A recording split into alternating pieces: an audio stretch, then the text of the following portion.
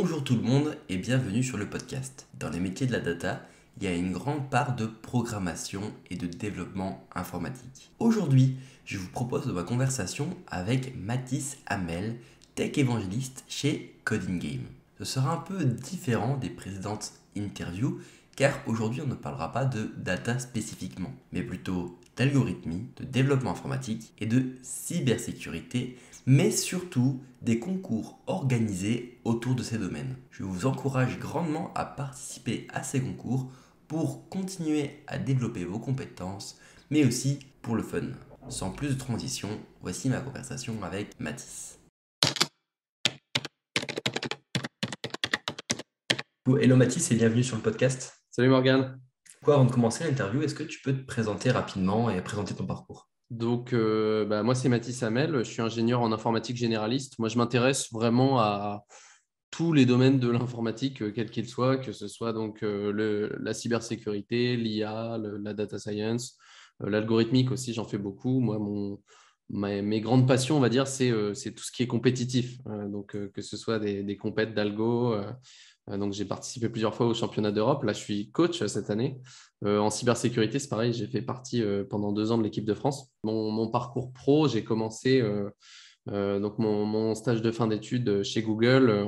Alors, c'était du DevOps. Ensuite, complètement revirement sur mon premier job, j'ai fait du machine learning. Donc, j'étais ingénieur R&D en machine learning au ministère des Armées. Et dernièrement, un poste à responsabilité chez Capgemini, où j'ai dirigé donc un labo de R&D en cybersécurité. Et là, actuellement, je suis donc évangéliste chez Coding Game. Donc, je donne des conférences, je crée des contenus publics. Et voilà, je suis en train aussi de lancer une petite chaîne YouTube pour Coding Game. D'accord, donc on voit qu'il y a pas mal de sujets qui t'intéressent. Il y en a un qui t'intéresse plus que les autres, que ce soit l'algorithmie, la cybersécurité, l'IA, il y a un truc qui passionne plus que les autres ou c'est vraiment tout t'intéresse, ça un peu touche à tout? Alors, mon vrai sujet de cœur, c'est l'algo. J'ai commencé, j'étais en troisième année d'école d'ingé, donc c'était en 2015. Et je me suis mis vraiment très, très fort.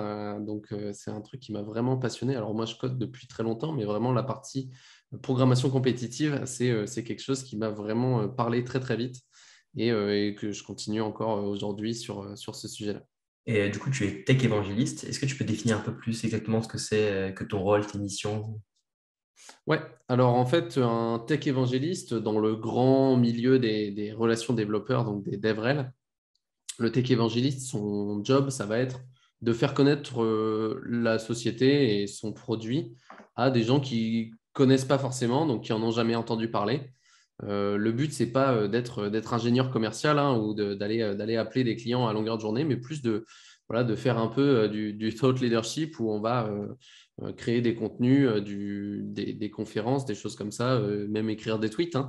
Moi, c'est un truc que j'aime beaucoup dire, c'est que je suis payé à écrire des tweets et c'est finalement pas si faux. Du coup, tu es tech évangéliste chez Coding Game et du coup, je pense que ça peut être pas mal utile aux personnes qui nous écoutent et les personnes qui veulent se lancer dans la programmation. Est-ce que tu peux nous en parler et présenter ce que c'est? Ouais, alors Coding Game, alors la partie publique et communauté, qui n'est pas en fait le produit qu'on vend. La partie publique, c'est un site qui est complètement gratuit où on peut apprendre l'algo, s'améliorer sur des langages de programmation. Ce n'est pas nécessairement un truc que je recommanderais pour les grands débutants. Il y a d'autres sites très bien pour ça. Mais voilà, si vous savez un peu coder et que vous avez envie de vous lancer dans un aspect un peu plus compétitif ou des aspects très ludiques, parce que c'est ça, c'est des jeux pour apprendre à programmer. Là, c'est vraiment une ressource, moi, qui m'a énormément enseigné, surtout dans mes débuts, du coup, en programmation compétitive et en 2015, comme je le disais. Il y a des problèmes à résoudre, il y a des simulations, etc. Tu recommanderais ça à des personnes qui veulent du coup développer leurs compétences, comme tu as dit. Et c'est plus, tu penses que ça développe réellement des compétences? C'est juste plus pour le fun parce qu'on aime beaucoup la programmation, c'est un peu plus fun que des projets perso. Ouais, alors, effectivement, Coding Game est ce genre de jeu-là pour apprendre à s'améliorer en algo. C'est vrai que l'algo brut et l'algo complexe, c'est pas forcément quelque chose qu'on va utiliser dans la vie de tous les jours. Voilà, on va pas tout, enfin, je me lève pas tous les matins à me dire mon travail, je vais devoir coder une recherche de chemin en Astar ou des choses comme ça. Mais en fait, ça apprend plusieurs choses. Ça apprend déjà en fait une certaine aisance à la programmation, à la réflexion logique. Et du coup, ça va aussi donner une maîtrise du langage qu'on n'aurait pas forcément eu autrement, où en fait, on va aller découvrir des nouvelles fonctionnalités et tout ça en se nourrissant notamment des autres. Parce qu'il y a aussi un gros aspect social sur cette plateforme. On a des petites compétitions, par exemple les Clash of Code sur Coding Game, où c'est une petite compétition qui dure entre 5 et 15 minutes en gros. On est matché avec 8 autres personnes en direct.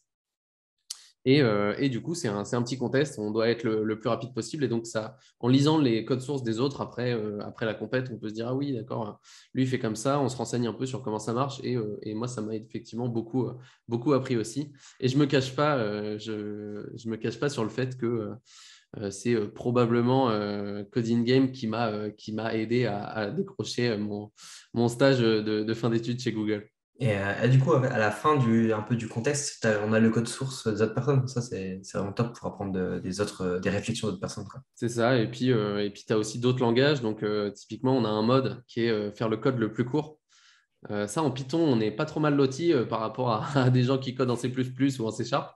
Mais voilà, on peut aussi découvrir, par exemple, le Ruby, moi, que j'ai appris du coup un petit peu, juste pour gagner un peu plus de caractères, pour gratter quelques caractères de plus sur les Clash of Code en mode taille de code.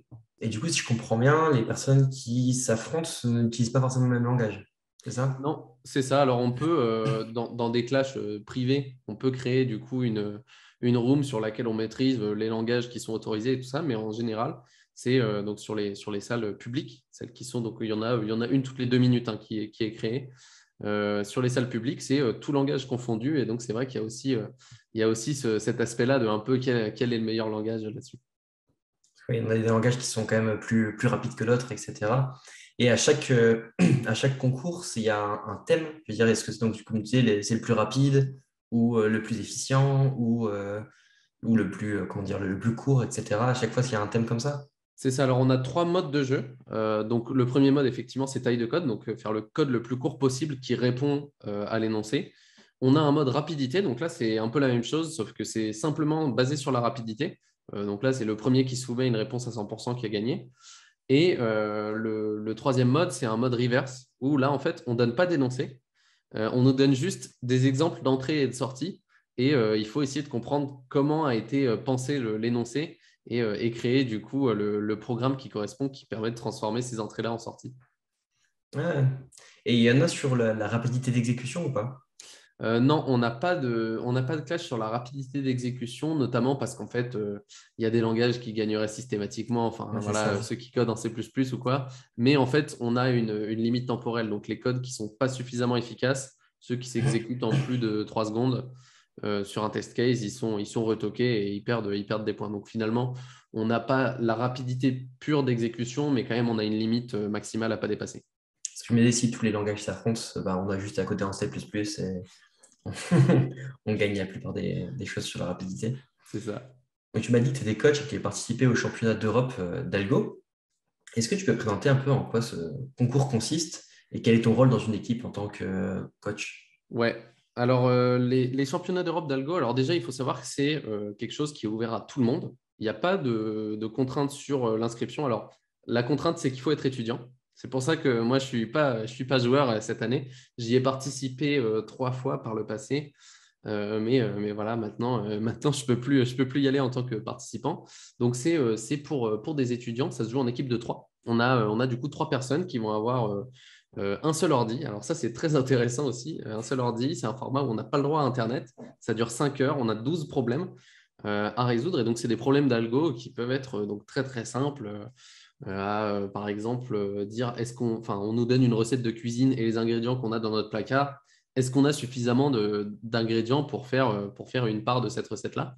Donc ça, c'est vraiment le premier exo. Et le tout dernier exo, c'est voilà, des automates à état fini basés sur des états probabilistes, etc. Des trucs que moi, même avec mes 6 ans d'expérience d'algo, je comprends à peine le sujet, quoi. Et du coup, le but, ça va être donc de résoudre le plus d'exos le plus rapidement possible. Généralement, sur les 12 problèmes, quand on s'entraîne un peu, genre mes équipes qui ont 1 an d'entraînement, donc avant d'aller au championnat d'Europe. Sur les 12 exos, ils arrivent à en résoudre 3 en 5 heures. Donc vraiment, c'est un truc où c'est difficile. On a vraiment cette grande complexité-là. Généralement, en plus, les premiers exos, ils sont assez faciles, on les fait assez vite. Donc, sur les 3 dernières heures, il faut trouver de quoi s'occuper, il faut continuer à se battre pour essayer d'en valider un 4e, un 5e exo, peut-être un 6e. Voilà. Et donc, après, ça se joue dans le top et les meilleures universités arrivent à résoudre, pas toujours les 12. L'an dernier, typiquement, il y a un exo qui a été résolu par personne. Mais voilà, les meilleurs arrivent à en résoudre plus. Et après, il y a du coup une qualification. Les 4 meilleurs en Europe du Sud-Ouest, donc qui est la zone dont la France fait partie, les 4 meilleurs dans notre région vont au championnat du monde après, qui changent de ville chaque année. Mais cette année, du coup, ce sera à Milan, je crois, si je ne dis pas de bêtises, les championnats d'Europe. Et c'est dans à peu près un mois. Et c'est qui organise ça finalement, ce genre de concours? Alors, c'est une association. Avant, c'était parrainé par l'ACM, donc qui est une très, très grande association, notamment scientifique en informatique. Maintenant, c'est une entité à part qui s'appelle ICPC. Donc, c'est International Collegiate Programming Contest, où voilà, c'est des bénévoles. Généralement, il y a du coup une université en Europe qui se porte un peu volontaire pour organiser ça dans ses locaux. Donc, ça implique beaucoup de logistique parce il faut affréter une centaine d'ordi pour la centaine d'équipes qui est présente, qui ont tous exactement les mêmes spécifications, qui ont 3 places devant chaque ordi. On va pouvoir avoir aussi des surveillants, etc. Donc, c'est logistiquement, c'est assez complexe. Il y a combien de personnes qui participent à ça? Alors, en Europe du Sud-Ouest, il y a à peu près une centaine d'équipes tous les ans. J'ai participé une année, moi, en Europe du Nord-Ouest. Quand j'étais du coup en Irlande, j'ai fait une année d'études là-bas. Et en Europe du Nord-Ouest, ils sont un peu plus, je dirais un peu moins de 150. Donc voilà, on avait rempli le gymnase entier de l'université de Bath. On l'avait rempli avec des tables et des ordis. Alors c'était tout super carré, très joli. Mais voilà, donc 150 équipes, 3 personnes, donc pas loin de 500 devs dans un énorme gymnase, quoi. Et il y a de plus en plus de monde qui participe à ça? Ou c'est constant? Ou comment ça se passe? Ouais, alors sur les dernières années, c'est assez stable, mais c'est vrai que on est beaucoup, beaucoup plus qu'il y a 10 ans, quoi. Parce il y a déjà davantage de formations en informatique et il y a aussi beaucoup plus de gens qui s'y intéressent. Notamment en France, en fait, on remarque que le niveau, il a énormément augmenté. Moi, je considère que voilà, dans les 3 dernières années, j'ai continué un petit peu à m'améliorer en algo, mais sur les leaderboards mondiaux, surtout sur les leaderboards nationaux, j'ai pas mal dégringolé. Ouais. Avant, j'ai fait un passage dans le top 5 français et maintenant, je suis, je crois, 12e ou un truc comme ça. Donc, j'ai beau m'accrocher, il y a trop d'inflation et c'est des jeunes en plus. Hein. Vraiment, c'est des jeunes, ils ont 15-16 ans, ils sont à peine au lycée et ils me déglinguent en programmation compétitive. C'est beau à voir. Et du coup, tu me disais que tu étais dans l'équipe de France à un moment donné. Il y a du coup, c'est qui gère ça au niveau français? Alors ça, équipe de France, c'était cybersécurité. Donc c'est pareil, il y a des championnats d'Europe. Alors là, ça ne va pas jusqu'au championnat du monde, c'est chapeauté par une entité qui s'appelle l'ENISA, donc qui est l'équivalent de l'ANSSI en France. Et justement, l'équipe de France est sélectionnée par l'ANSSI, donc l'Agence nationale de sécurité des systèmes d'information, qui du coup se charge tous les ans de trouver 10 joueurs et joueuses, enfin plutôt joueurs malheureusement, 10 joueurs du coup. Donc il y a à peu près 3000 postulants, je crois l'an dernier, il y avait à peu près 3000 personnes.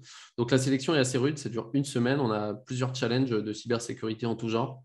Et ça se joue en solo celui-là, et donc les 10 meilleurs sont sélectionnés pour faire partie de l'équipe après. Et du coup, ça se passe comment? C'est quoi l'intérêt de l'équipe de France? Après, ils font quoi? Comment ça se Alors passe? après, du coup, l'équipe de France donc, va au championnat d'Europe. Alors moi, je n'ai pas eu la chance d'y participer parce que la première fois que j'y étais, j'étais remplaçant. Et la deuxième fois, il y a eu le Covid, donc on n'a pas pu partir. Mais en gros, ça se déroule. Donc on a des championnats d'Europe. Cette année, c'était à Prague, je crois. Et donc, ces championnats d'Europe-là, ils opposent donc toutes les équipes nationales de plein d'équipes en Europe. Il y a quasiment tous les pays d'Europe qui le font. Et donc, c'est 2 jours de compète. Et sur ces 2 jours-là, il y a plein de challenges qui sont résolus du coup pour le coup en équipe. Et donc, les équipes vont marquer des points pour essayer de s'arracher le podium. Et donc ça, du coup, c'est en cybersécurité. Et pareil, en cybersécurité, il y a de plus en plus de monde ou ça reste stable? Parce que c'est quelque chose où il y a beaucoup quand même les entreprises sont beaucoup en demande en fait de Ouais. cybersécurité. Ouais, la cyber, pour le coup, c'est encore en forte croissance. Notamment, on a des formations qui commencent à arriver. Il y en a beaucoup, des formations en cyber. Notamment, moi, je suis parrain d'une école là, qui s'appelle Guardia, qui ouvre à la rentrée prochaine. On a du coup plein de jeunes qui s'y intéressent de plus en plus parce que aussi l'informatique, on s'y intéresse de plus en plus jeune. Moi, quand j'étais au lycée, on avait peu de gens qui faisaient vraiment de l'informatique, que ce soit pendant les cours ou pendant leur temps libre. Là, maintenant, j'ai l'impression que c'est quasiment standard, quoi, qu'il y a beaucoup, beaucoup de jeunes qui en font. Et donc, il y a aussi beaucoup de jeunes qui s'intéressent à la cyber. Donc, ça, il y a aussi une belle relève qui est en train d'être prise là-dessus. Donc, ouais, ça continue encore à pas mal grandir et notamment dans les sélections de l'équipe de France de cybersécurité. Alors, il y a une contrainte, pareil, sur l'âge. C'est 25 ans max. Donc, les sélections, c'est entre 15 et 25 ans. Et les pays doivent sélectionner 5 personnes qui ont entre 15 et 20 et 5 personnes qui ont entre 21 et 25. Et donc, on peut se dire, bon, les jeunes, voilà, ils vont un peu être moins bons et tout ça. Et en fait, on se rend compte qu'en pratique, il y a quand même du très, très gros skill. Moi, je me fais tous les ans, quand je joue même un peu sérieusement, je me fais battre par des jeunes qui ont même pas 18, quoi. Dans ces différents concours, que ce soit en cybersécurité, que ce soit en programmation, que ce soit coding game, est-ce que tu penses que ça peut être bien valorisé pour un entretien professionnel ou obtenir un poste? Ouais, c'est vraiment archi valorisé. Parce qu'en fait, ça montre une chose déjà, ça montre que tu es passionné et que tu es prêt à faire ça sur ton temps libre. Alors, je sais que ce n'est pas un critère qu'il faut faire pendant des sélections d'embauche parce qu'on ne veut pas non plus que recruter des gens qui veulent faire ça à longueur de journée.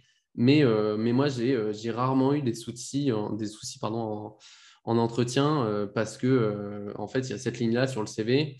Avoir un peu une distinction ou deux sur une compète, genre une battle dev ou des trucs comme ça. Les entreprises, elles se disent, OK, en plus, il sait coder, même si en fait, moi, je ne suis pas un bon dev, hein. Je fais de l'algo, quoi. Donc, mais j'écris rarement des scripts Python qui font plus de 150 lignes, quoi.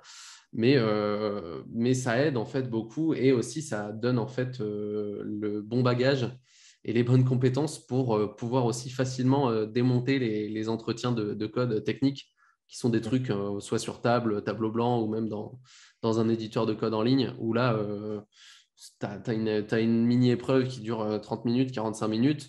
Voilà, moi qui pratique un peu du Clash of Code, des trucs comme ça, ou des mini-challenges de CTF, ces trucs-là, ils durent rarement plus de la moitié du temps imparti, quoi. Et du coup, on a parlé pas mal des concours qu'il y a en Europe. Est-ce qu'il y a des concours plutôt en mode français? Ouais, alors que ce soit donc au niveau algo ou cyber, il y en a. Alors pour l'algo, on va avoir notamment, en fait, ce qui est Coding Game, c'est une boîte française, donc même si les compètes sont internationales et tout ça, il y a un quart de la communauté à peu près, donc il y a pas loin d'1 million d'utilisateurs qui sont français. On va avoir aussi des trucs purement francophones, donc notamment la Battle Dev. J'ai été rédacteur à une époque sur les épreuves de la Battle Dev. Ça, c'est une compète d'algo qui a lieu une ou deux fois par an. Et on a 6 exos à faire le plus rapidement possible. On va avoir aussi des challenges, genre le meilleur dev de France. Il y en a un petit peu partout, tout le temps. Il faut se tenir un peu au courant. Il y a aussi alors, ça, c'est pareil, c'est un peu de la triche, mais le Google Hashcode, qui est une compète d'optimisation en algo. Le Google Hashcode, c'est une compète qui était à la base pour les étudiants français parce que ça vient de Google Paris. Et bon, là, c'est devenu hyper international. Maintenant, il y a 12 000 équipes tout autour du monde et tout ça. Mais à la base, Google Hashcode, c'était français. Et en cyber, alors la cybersécurité, les compètes sont moins organisées par des entreprises.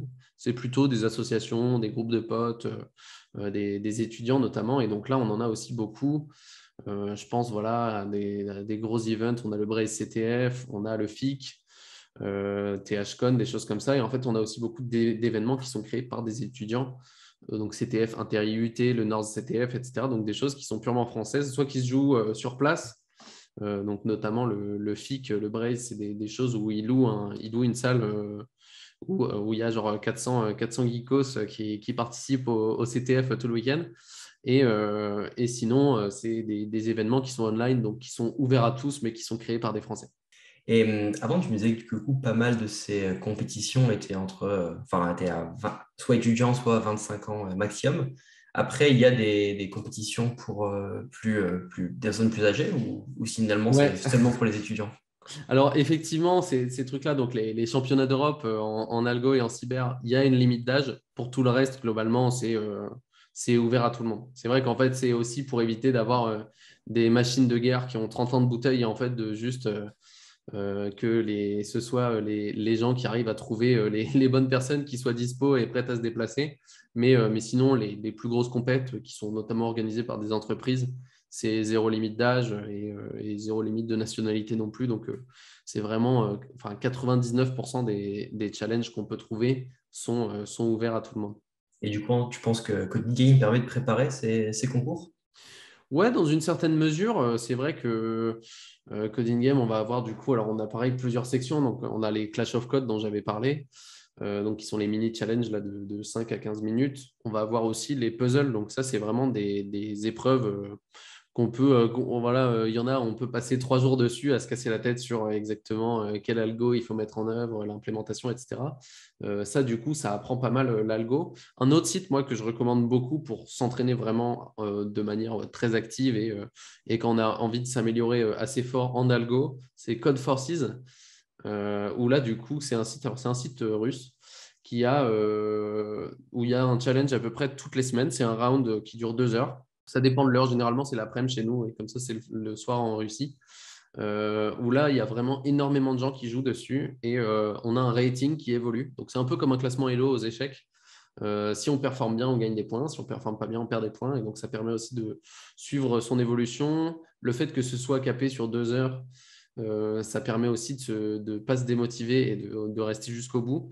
Et voilà, donc ce graphique-là du rating qui évolue, plus les leaderboards français, etc., ou internationaux, c'est sympa aussi pour se placer et pour se rendre compte de sa progression. Donc ça, c'était beaucoup pour l'algorithmie. Et pour la cyber, il y a des choses qui existent dans le même genre? Ouais, pour la cyber, c'est pareil, il y a plein de plateformes. Bon, la plus classique, c'est RootMe. RootMe, c'est des exos de capture the flag très classiques, donc des exos de cyber très appliqués, qui vont présenter une faille. Alors, la faille, elle ne va pas être directement évidente. On ne va pas nous dire il faut que tu exploites une injection SQL ou telle faille cryptographique. On va devoir le trouver soi-même généralement. Et donc, beaucoup, en apprenant par soi-même, pour le coup, il y a peu de solutions qui sont partagées parce que c'est des épreuves qui sont dispo tout le temps, en fait. Chacun trouve un peu à son rythme et progresse comme ça avec ses points. Si on veut un truc plus réaliste, donc sur des environnements qui sont plus orientés, pentest et tout ça, donc pour en faire un peu son métier, il y a Hack the Box qui existe et qui propose justement des environnements très réalistes avec plusieurs machines qui sont reliées en réseau qu'on va devoir exploiter, faire du pivot sur le réseau, des élévations de privilèges, etc. Et sinon, après, si on veut s'entraîner vraiment dans un contexte compétitif, un peu pareil, capé en temps, donc là, on peut jouer des vrais CTF où c'est des trucs qui durent un week-end généralement ou une semaine. C'est ctftime.org, la grosse référence web là-dessus, qui répertorie en fait tous les autres CTF et qui donne aussi des leaderboards. Alors le CTF, ça se joue beaucoup en équipe, parce que la cybersécurité, il y a plein de sous-disciplines et c'est difficile de toutes les maîtriser. Et donc, ça se joue pas mal en équipe. Donc après, on a un leaderboard mondial de toutes les équipes qui évolue en permanence. Moi, je pense que ça va aider un peu tous les gens qui veulent se lancer et qui s'intéressent parce que c'est vrai que c'est intéressant quand on est passionné par la data, par l'algorithmie, par la cybersécurité, de trouver des choses pour s'amuser dessus. C'est vrai, quand je me suis retrouvé, quand tu parlais tout à l'heure, moi, c'est vrai, quand j'étais au lycée, je commençais à coder sur le site du zéro, où j'apprenais du coup à faire du C, du Java, du Python. C'est vrai que dans mon lycée, il n'y avait vraiment pas grand monde qui faisait pas grand monde qui faisait du code. Alors que là, par exemple, des fois, j'ai des personnes qui viennent en stage de première et les personnes, ils font déjà du Python, ils ont déjà fait ils ont déjà été sur scikit-learn et faire des modèles et tout de machine learning. Tu te dis, c'est fou, quoi. Et des fois, tu regardes les gens qui gagnent sur Kaggle des concours et les personnes ne sont pas majeures, alors qu'il y a des personnes qui ont fait autant de bouteilles qui travaillent dessus. Tu te dis, il y a une grosse montée en compétences, il y a de plus en plus de gens qui font dedans, du coup, c'est énorme. Et ça montre que c'est bien d'avoir des environnements qui soient très open source et qui, avec beaucoup de savoir qui est donné, ça permet aux personnes même avant d'avoir des cours dessus, de pouvoir s'emparer du savoir et de pouvoir monter en compétence soi-même en fait sur les choses, ce qui est assez fou. Et en parlant du coup de vulgarisation, de tutos, de threads, j'ai vu que tu étais beaucoup actif du coup, sur Twitter. Du coup, tu postes des threads, des tutos, de la vulgarisation qui sont très bien faits. Du coup, j'encourage toutes les personnes qui nous écoutent à aller te suivre. Qu'est-ce qui t'a amené du coup, à vulgariser et à faire tout ça sur Twitter? Ouais, alors Twitter, c'est vrai que le réseau social sur lequel j'ai toujours un peu été, beaucoup plus que sur d'autres réseaux sociaux. Parce que c'est vrai qu'aussi, notamment en informatique, en cyber, c'est là où les gens en sont en fait.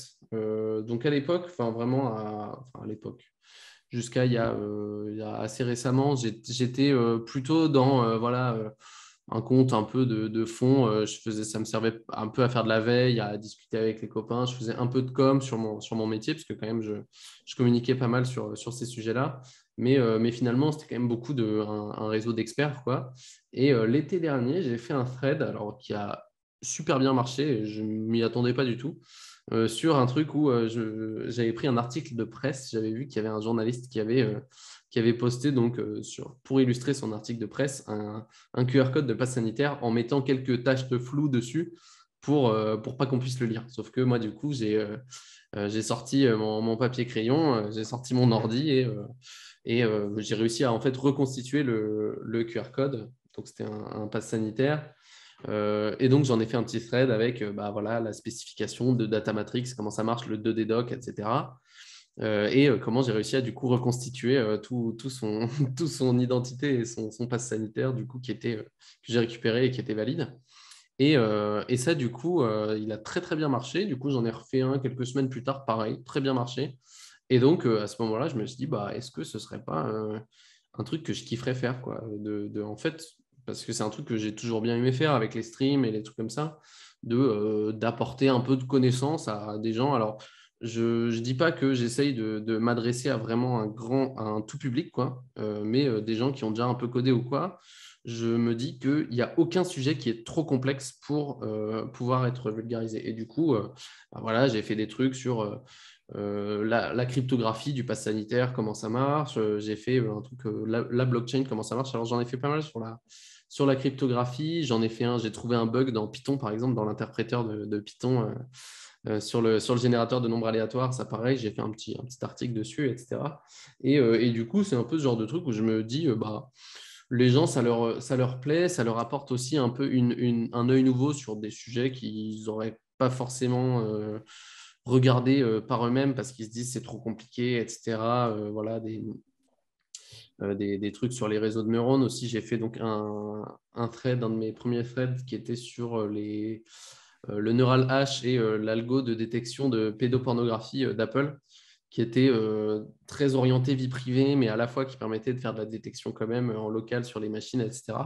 Et donc ces trucs-là qui peuvent sembler hyper complexes, finalement, moi, je m'amuse beaucoup à essayer de les expliquer, de tourner un peu les trucs, un peu de les simplifier un peu trop parfois, parce que finalement, on s'en fout un peu des degrés de complexité qu'il y a derrière et tout ça, mais que ça donne aussi une curiosité technique aux gens et voilà, le public apprécie grandement. Donc, ça me fait aussi super plaisir d'avoir ce retour-là.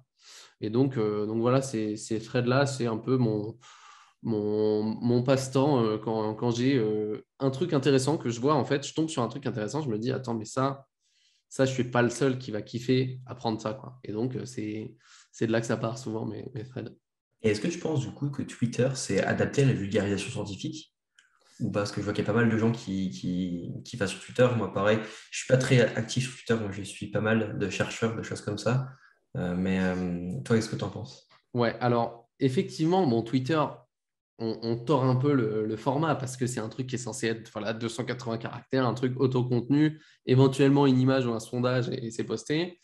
Bon, c'est vrai qu'avec les threads, donc les fils de tweets, moi j'en fais qui ont parfois 50 tweets de long. Bon, on arnaque un peu le format original de Twitter, mais en fait, c'est un gros avantage. C'est que déjà, en fait, pour l'aspect social du truc, quand tu amènes les gens sur un article de blog, ils vont le lire et voilà, ils vont pas aller plus loin. Enfin, des fois, ils vont bounce directement. La plupart ne vont même pas cliquer sur l'article quand ils le voient apparaître dans leur timeline. Alors que là, c'est directement servi sur un plateau. Et si le thread leur a plu, généralement, c'est beaucoup plus facile d'avoir un like, quoi.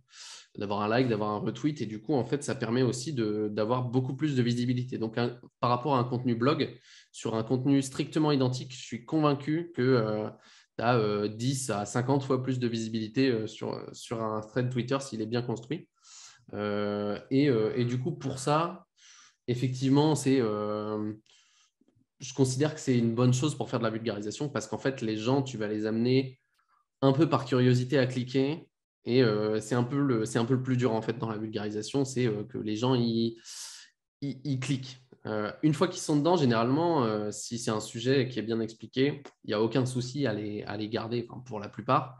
Mais voilà, c'est aussi ce truc-là d'utiliser en fait le réseau social pour créer un intérêt et que les gens ils aient vraiment le contenu qui soit déjà prêt, déjà sous les yeux. Ils ont juste à faire un clic, il n'y a pas de temps de chargement du blog ou quoi pour du coup avoir ce truc-là. Et puis ils peuvent le scroller en diagonale s'ils veulent.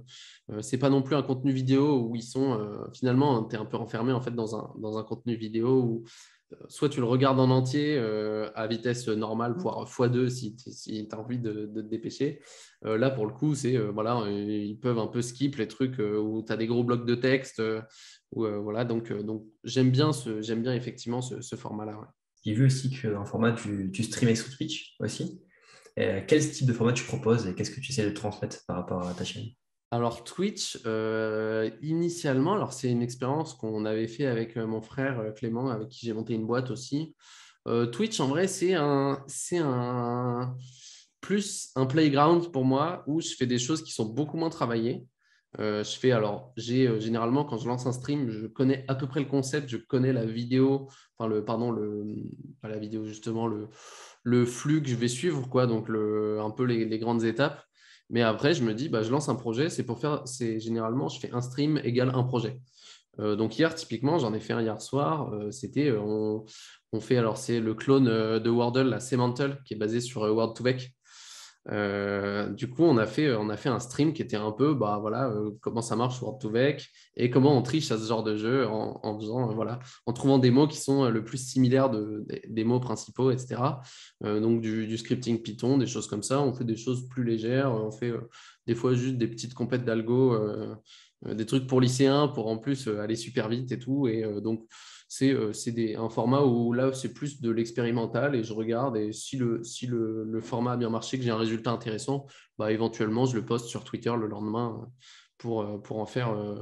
Voilà, inciter les gens aussi à s'intéresser à ça et à aller voir éventuellement le replay. Mais j'ai aucune prétention particulière. Là, en moyenne, j'ai 50 viewers, ce que je trouve très très cool et j'ai vraiment aucune intention à passer à plus que ça. Si ça arrive, c'est cool, mais c'est aussi un petit truc où voilà, je me mets je vais pas dire en scène, mais voilà, je me mets en visibilité à faire des trucs tranquillou chez moi le soir. Et puis ça me motive un peu à coder aussi. Donc, tu m'as dit au début de la conversation que que tu allais commencer une chaîne YouTube avec Coding Game, c'est bien ça? Est-ce que tu peux en plus en parler? Ouais, alors, bon, j'espère que ça sera lancé d'ici donc fin mars. Le concept, c'est en fait un petit peu dans la même veine que mes missions d'évangéliste tech. En gros, c'est de créer du contenu qui intéresse les gens. J'ai aucun intérêt à leur vendre le produit Coding Game, qui est donc une solution de test d'entretien d'embauche, en gros, de pré-entretien, notamment technique. Mais voilà, c'est un peu pour faire connaître la marque, l'entreprise. Donc, faire des petits concours d'algo, par exemple, donc présenter une solution ou présenter un concept algorithmique, une structure de données, des choses comme ça. Un autre focus qui va être plutôt sur l'apprentissage du Python. Donc là, c'est en fait parce que la plupart des vidéos, du coup, je les ferai en Python. Donc c'est bien si voilà, il y a des gens qui veulent apprendre vraiment rapidement. J'ai aucune prétention à faire un MOOC complet où les gens vont pouvoir apprendre bien le langage, mais typiquement, quelqu'un qui fait du Java et qui va vouloir mater mes vidéos, bah, s'il veut tout comprendre au Python et les différentes subtilités, ce que c'est une liste compréhension et des trucs comme ça, Comme ça, il peut aller se faire ce cours en speed et suivre le truc plus facilement. Et un dernier panneau, du coup, après ces deux autres-là, ce serait plutôt porté du coup sur les entretiens d'embauche. Parce que c'est notre cœur de métier aussi, on s'y connaît quand même assez bien sur voilà, les entretiens techniques. Et donc là, c'est un peu on fait des simulations d'entretien. Donc j'ai un collègue avec qui je fais ça et on se renvoie la balle à essayer de se poser des questions d'entretien, à regarder comment l'autre les résout, commenter un petit peu en direct. Et donc poser des questions typiques d'entretien Google, par exemple, pour que les gens, en fait, ils puissent en tirer des conseils. Et comme ça, on donne aussi, nous, des petits morceaux voilà, de tips et des choses comme ça. C'est des vidéos qui ne sont pas longues. Hein, on essaye de viser à peu près 15 minutes. Donc, on fait du montage et tout ça pour bien raccourcir, pour aller à l'essentiel. On ne fait jamais des trucs trop, trop compliqués. Et voilà, le but, c'est d'avoir du contenu qui est à la fois divertissant et sur lequel on peut apprendre des choses. Et c'est en anglais, du coup. Donc, un peu un exercice pour moi aussi, parce que déjà, coder tout en parlant en français, c'est galère. Alors, coder tout en parlant en anglais, putain, c'est. Voilà. Heureusement qu'on a du montage derrière parce que je bégaye pas mal. Hein. Ouais, tu m'étonnes. Moi aussi, cette année, c'était la première année où je donne des cours en anglais. Après 3 heures, déjà, il y a plein de mots il y a plein de phrases après qui ne veulent plus dire grand-chose. Ouais, On est vite exténué. Même si on a beau bien, enfin, même quand on parle bien anglais, je pense que c'est pas naturel, quoi. Donc, ouais, faut c'est clair. vraiment, ça prend beaucoup plus d'énergie que si on faisait la même chose en français. C'est clair. Bon, Alors, moi, j'ai après, investi dans un prompteur pour le coup. ah oui, Euh, il est actuellement monté là sur la caméra, mais on ne le voit pas. Mais c'est un petit prompteur. Je mets mon téléphone dedans et comme ça, j'ai mon texte, surtout sur les trucs où je suis en face cam, et comme ça, je n'ai pas à chercher mes mots. Et c'est vraiment ultra pratique. moi pareil, j'investis dans un petit prompteur, pareil, avec tu mets le téléphone. Et ça, c'est vraiment pas mal pour. Moi, ça m'aide à parler moins vite, déjà, rien que Ah ça. oui, À caler le rythme et avoir des fois des phrases où si on me laissait parler, j'aurais expliqué en trois phrases et pas été. Et l'idée n'aurait peut-être pas forcément été la plus pertinente, alors que là, tu peux essayer de bien réfléchir à la formulation d'une phrase qui va faire en sorte que ça va te débloquer, ouais. de vulgariser un peu mieux, quoi. Ouais, Je ouais, trouve que c'est ça, clair. c'est vraiment Surtout pas sur mal. des concepts compliqués, ça aide vraiment de préécrire le truc et d'avoir Ouais. vraiment un fil. Ouais, j'ai trouvé ça aussi. Et du coup, je me retrouve un peu à me retrouver à écrire un peu comme quand je faisais des articles de blog ou des threads Twitter, quoi, à écrire des bouts de phrases et des trucs comme ça. Donc, c'est marrant aussi qu'en fait, on revienne toujours à de l'écrit, quoi. Du coup, on arrive à la fin de l'interview et je pose à chaque fois les mêmes questions à chaque fin d'interview. Du coup, quel conseil donnerais-tu à quelqu'un qui aimerait travailler du coup, dans le développement informatique, la data ou la cybersécurité? Je dirais que pour vraiment s'amuser, il faut que ce soit un métier de passion. Et pour que ce soit un métier de passion, on n'est pas obligé de tous avoir la même passion. Je sais que là, voilà, tout ce qui est compétitif et tout, moi, c'est un des trucs qui me fait vivre. Mais je pense que le conseil que j'ai, c'est de vraiment essayer plein de trucs pour trouver ce qui vous plaît, quoi. Donc, de tester, voilà, de faire de l'algo, de faire du front, du back, de faire de la data, des choses comme ça. Et un jour, probablement, il y a un truc où vous vous direz, ah, mais je me plais bien là-dedans et je suis bon en plus. Et donc, je vais rester dans ce truc-là. Est-ce qu'il y a un livre que tu conseilles souvent? Ouais, attends. Ah, je ne l'ai pas là. Il est toujours sur mon bureau d'habitude. Parce qu'en ce moment, je bosse pas mal du coup sur les entretiens d'embauche. Cracking the Coding Interview pour préparer les entretiens tech, c'est un incontournable. Et sinon, pour l'algo, il y en a un que j'aime beaucoup, c'est The Algorithm Design Manual de Steven Schiena. Alors, tu as celui-là, donc c'est Cracking the Coding Interview. Ok. Et celui-là en algo, vraiment, pour apprendre l'algo, c'est Algorithms Design Manual, qui est vraiment très, très cool aussi et qui m'a beaucoup appris.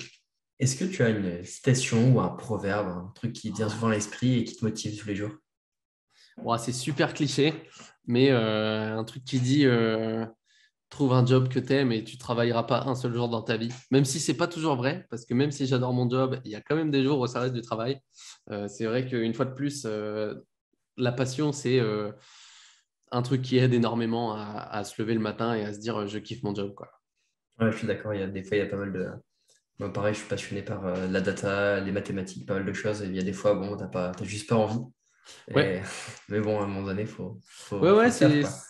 c'est clair. C'est Parfois, c'est pas évident hein, pour des gens qui se disent ah, mais toi, t'adores l'informatique. Nanana. Ouais, des fois, j'ai juste un truc. Je sais que je vais passer ma journée à coder tel truc et que je vais m'emmerder. Mais voilà, maintenant, je fais plus trop de dev, donc je fais que des trucs qui me plaisent. C'est ça aussi le but, c'est plus on avance, plus on essaye de focus sur les choses qui nous plaisent le plus, C'est ça. finalement. Bah, pour revenir là-dessus, hein, moi, je disais essayer plein de trucs et tout. Moi, j'ai essayé Mm. plein de trucs dans le dev. J'ai essayé aussi plein de trucs hors du dev. Hein. Bah, là, tu vois, je fais plus trop de développement. Je suis évangéliste. Donc voilà, je crée des contenus, je donne des confs. Ça a encore un peu à voir avec la technique, mais c'est vrai que c'est une de mes expériences de carrière où je me dis, voilà. Et pour l'instant, ça marche trop bien et j'adore ça. Donc voilà, peut-être pourquoi pas continuer encore là-dessus, une petite décennie. Et je sais pas, après, je trouverai encore une autre passion. Ouais, moi, ça va pareil au début. Enfin, c'était beaucoup, je codais énormément. Au début, c'était l'informatique. Après, j'ai fait beaucoup de maths en prépa en école d'ingé. Du coup, j'étais à fond dans les maths. Après, j'ai découvert, du coup, on peut faire des maths et de l'info. Du coup, machine learning, statistique, tout ça. Et maintenant, c'est plutôt l'enseignement où Ouais. je kiffe trop transmettre et de chercher à comment vulgariser des idées complexes des choses assez simples. Du coup, je fais beaucoup ça et pareil, je pense que à chaque fois, je fais un petit saut vers tout ce qui m'intéresse à ce moment-là. Du coup, je sais pas vraiment qu'est-ce que je ferai dans 5 ans, mais c'est pas grave. Je pense que j'arriverai toujours à trouver quelque chose qui me passionne et qui me donne envie de tout donner, quoi. Ça, c'est clair que la question où est-ce que tu te vois dans 5 ans? Impossible. Vraiment, moi, c'est le truc à laquelle j'ai le plus de mal à répondre. Je sais que je ferai toujours de l'informatique, mais c'est à peu Mm. près le seul truc que je peux dire, quoi. C'est ça, et moi, dans la tech en général, mais que faire après? Il y a tellement de choses qui m'intéressent. Sur par exemple, là, tu me parlais de cybersécurité, j'y connais absolument rien. L'algorithmie, bah, je connais pas mal d'algorithmes, mais en soi, ça n'a rien à voir avec les algorithmes de concours ou de choses comme ça, quoi. C'est vraiment des choses de plus dans les maths, des choses comme ça. Mais non, finalement, en fait, on ne se rend pas compte qu'il y a un domaine, on ouvre la porte et en fait, c'est tellement vaste, tellement grand. Euh, Ouais. c'est assez fou, hein. Même dans l'intelligence artificielle, il y a plein de choses que quand on commence à rentrer dedans, on se voit que bah, il y a le reinforcement learning, bah, ça, il y a tout un pan du truc, la computer vision, natural language processing, et chaque chose, pour bien le comprendre, bah, tu peux y passer des Bah, années, ouais, quoi. c'est clair, hein.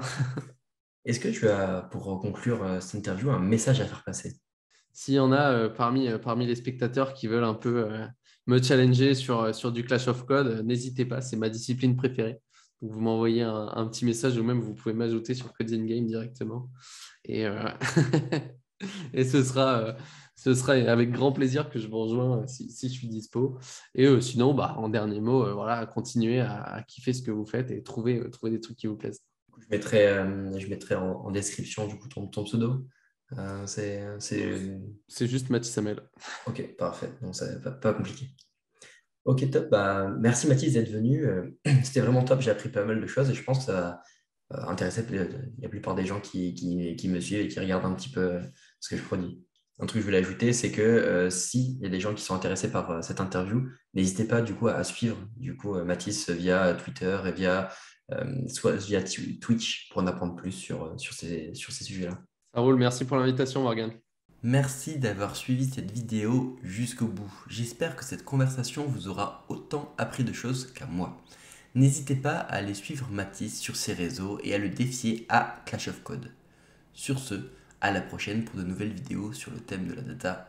Ciao.